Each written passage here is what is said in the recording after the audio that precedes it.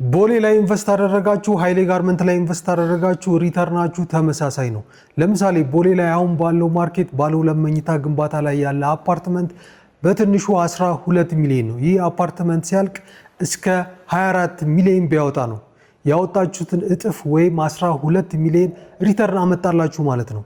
በተመሳሳይ ኃይሌ ጋርመንት ላይ ደግሞ ባለ 2 መኝታ ግንባታ ላይ ያለ አፓርትመንት 6.8 ወይም 7 ሚሊዮን ብር ነው።